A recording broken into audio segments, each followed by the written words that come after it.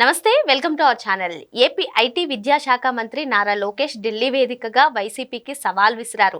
మరి మా హయాంలో ఎటువంటి మద్యం కుంభకోణం జరగలేదని చెప్పి ఏ దేవుడి మీదనైనా ప్రమాణం చేసి చెప్పే దమ్ముందా అంటూ ఆయన వైసీపీకి చేసినటువంటి సవాల్ని ఏ విధంగా చూడాలి? మరోపక్క ఇటీవల కాలంలో చంద్రబాబు నాయుడు గారు మేము దేనికైనా సరే ఏ విషయంపైనైనా చర్చిస్తాం, అసెంబ్లీకి రండి అంటూ ఆయన సవాల్ విసిరగా జగన్మోహన్ రెడ్డి కాకుండా సజ్జల స్పందించారు. మరి ఏ అంశంపైన సజ్జల స్పందిస్తారా? అసలు వైసీపీ నుంచి ఎవరైనా స్పందిస్తారా? మద్యం కుంభకోణం పైన ప్రెస్ మీట్లు పెట్టడమే వరకేనా? ఇటువంటి అంశాలన్నీ కూడా చర్చించడానికి మనతో పాటుగా ఉన్నారు senior journalist doctor Bharat Reddy గారు. నమస్తే సార్. నమస్తే. ఢిల్లీ వేదికగా నారా లోకేష్ గారు వైసీపీకి సవాల్ విసిరారు. మరి మా హయాంలో అసలు కుంభకోణం జరగలేదని చెప్పి ఏ దేవుడి మీద అయినా ప్రమాణం చేసి చెప్పగలుగుతారా అని చెప్పి ఆయన సవాల్ చేశారు. మరి ఈ సవాల్ని ఎవరైనా స్వీకరిస్తుంటారా? మరి ఏపీ లిక్కర్ స్కామ్కి సంబంధించి ఒకసారి కూడా ప్రెస్ ముందు మాట్లాడిన దాఖలాలు లేవు. ప్రెస్ మీట్లు పెట్టి అసలు లిక్కర్ స్కామ్లో అక్రమ అరెస్టులు అని చెప్పిన పరిస్థితి తప్పిస్తే ఇటువంటి అంశాలు మాట్లాడినటువంటి దాఖలాలు లేవు. మరి మొత్తానికి ఇప్పుడు ఎవరైనా వైసీపీ పార్టీ నుంచి ఎవరైనా ముందుకొచ్చి ఈ సవాల్ని స్వీకరించి మాట్లాడతారంట? మరి నారా లోకేష్ గారు చేసినటువంటి సవాల్ని ఏ విధంగా చూడాలి, ఏం చెప్తారు? నారా లోకేష్ సవాల్ విసిరాడు. దేవుని మీద ప్రమాణం చేసి లిక్కర్ స్కామ్ జరగలేదని చెప్పగలరని ప్రెస్ మీట్లలో వాళ్ళు అసలు లిక్కర్ స్కామ్ జరగలేదని చెప్తున్నారు. అయితే ఈ సవాల్ని మనం చూసుకున్నట్టయితే ఎవరైతే మన జగన్మోహన్ రెడ్డి ఉన్నారో దేవుణ్ణి గౌరవించాలంటే ముందుగా తల్లిదండ్రుల్ని గౌరవించాల్సిన అవసరం ఉంటుంది. తల్లినే గౌరవిస్తలేడు, ఇంకా దేవుణ్ణి ఏం గౌరవిస్తారు? మనం ఇక్కడ కీలకంగా చూడాల్సింది తల్లే అక్కడ పార్టీ గౌరవాధ్యక్షులుగా ఉంటే తనతోనే సరిగా సత్సంబంధాలు లేవు. ఇంకా దేవుని దగ్గరికి వెళ్ళినప్పుడు అతను స్పందించే అవకాశాలు ఎట్టి పరిస్థితులు లేవు. ఏ అంబటి రాంబాబు, ఏ రోజాను ఇలాంటి వాళ్ళు స్పందించే అవకాశం ఉంటుంది. కాబట్టి ఖచ్చితంగా లిక్కర్ స్కామ్ జరగలేదు అన్న ప్రెస్ మీట్ పెట్టిన ప్రతిసారి ఎవరో కొత్త అతను బయటికి వచ్చి ఆ లిక్కర్ స్కామ్లో ఇరుక్కున్న సందర్భాన్ని మనం చూడొచ్చు. ఇవాళ లిస్టు చాంతాడంత లిస్ట్ ఎందుకు పెరిగిపోయింది?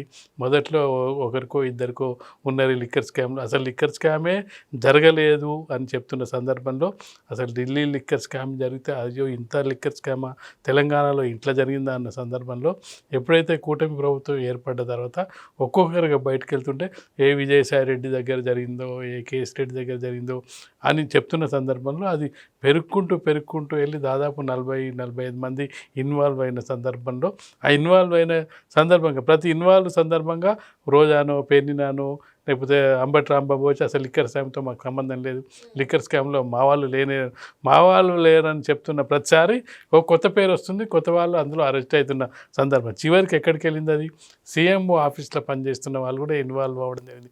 సీఎంఓ ఆఫీస్లో పనిచేస్తున్న వాళ్ళు ఇన్వాల్వ్ అయినప్పుడు సీఎంకు బాధ్యత ఉంటుందా లేదా? సీఎం ఎప్పుడైనా చెప్పారు నా సీఎంఓ ఆఫీసు ఇక్కడ ఇన్వాల్వ్ కాలేదు, ఒకవేళ ఇన్వాల్వ్ అయి ఉంటే నేనే చర్యలు తీసుకొని ఉండేవాడిని. ఎందుకంటే సీఎంకు సంబంధం లేకుండా సీఎంఓ ఆఫీస్లో పనిచేసిన వాళ్ళు ఎవరు కూడా పనిచేయరు.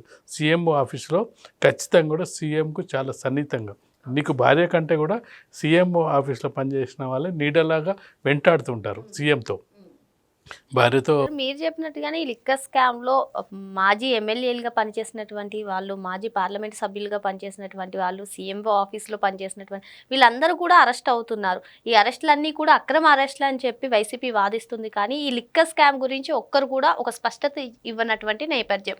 మరి వీళ్ళు మాట్లాడలేదు, ఇంకో పక్క సవాళ్ళు ఏ విధంగా ఉండబోతుందంట తర్వాత?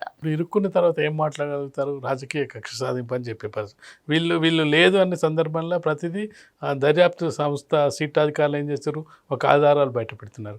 3,500 కోట్ల స్కామ్ జరిగింది, అందులో 300 కోట్లు ఇటు మళ్ళీ మిగతాయి ఈ విధంగా ఉన్నాయి, ఈ చెక్ పోస్ట్ దగ్గర ఇన్ని డబ్బులు పట్టుకున్నారు, మీరు ఇన్ని భూములు కొన్నారు అంటే ప్రతిదీ కూడా ఏదో విధంగా వాళ్ళు బయట పెడుతున్నారు. అంటే దానికి ఎప్పుడైతే వాళ్ళు కౌంటర్ వేసే ప్రయత్నం చేస్తున్నారో దానికి ఇప్పుడు ఎన్కౌంటర్ లాగా వీళ్ళది ఆన్సర్ వీళ్ళేం మాట్లాడతలేరు. ఇగో ఇది మీది, మీ చరిత్ర ఇదని చెప్పే ప్రయత్నం చేస్తున్నారు. కాబట్టి వాళ్ళు డిఫెన్స్ చేసుకున్న మేము చేయలేదు అని చెప్పే దానికంటే కూడా ఇది రాజకీయ కక్ష సాధింపు చర్య, అసలు లిక్కర్ స్కామ్ జరగలేదు.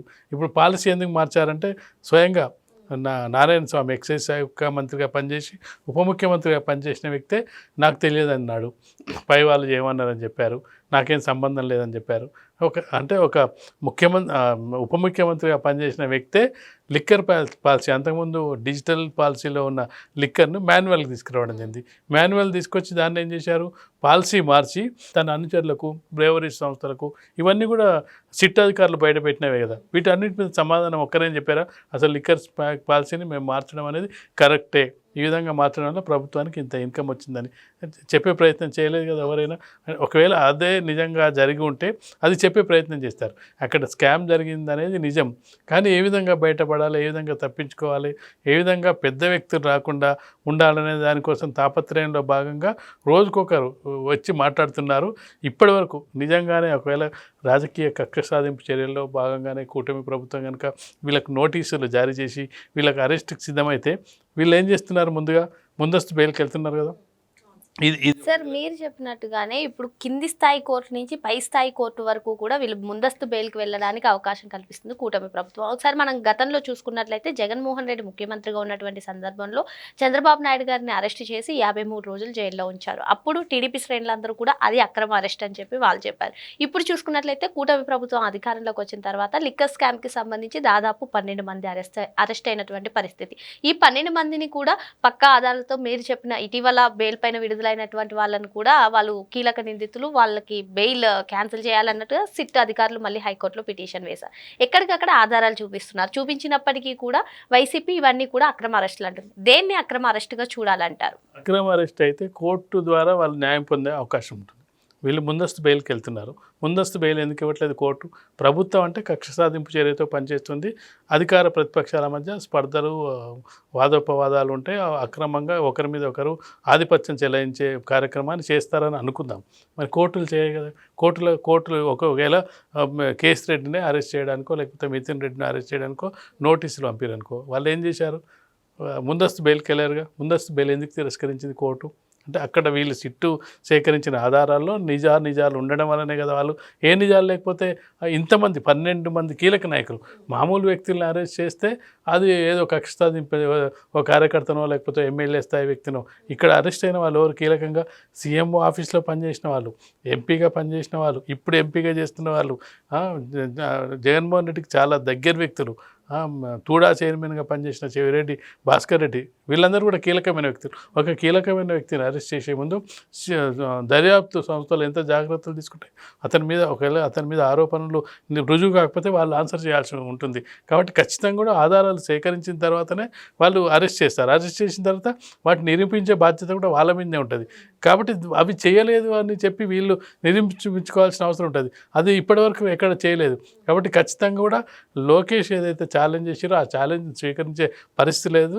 ఖచ్చితంగా ప్రెస్ మీట్కి వచ్చి అడ్డదిడ్డంగా మాట్లాడే వాళ్ళు ఉంటారు కదా, రోజాను, అంబటి రాబో, వీళ్ళు వచ్చి ఆ లోకేష్ను ఈ సబ్జెక్ట్ వదిలేసి మీరు చూడండి రేపో ఎప్పుడో ప్రెస్ మీట్కి వస్తారు, వచ్చి అడ్డదిడ్డంగా లోకేష్కు అది లేదు ఇది లేదు, లోకేష్ను వ్యక్తిగత విమర్శలు చేసే స్థాయిలో ఉంటారు. ఎప్పుడు కూడా వైసీపీ నాయకుల్ని మనం గమనించినట్టయితే సబ్జెక్ట్ మీద కాకుండా ఇప్పటికి కూడా చంద్రబాబు నాయుడు గారిని ఇప్పటికి కూడా వ్యక్తిగత విమర్శలు చేస్తుంటారు. చంద్రబాబు నాయుడు మోసగాడని, అదని ఇదని, అంబటి రాబాబుతో సహా.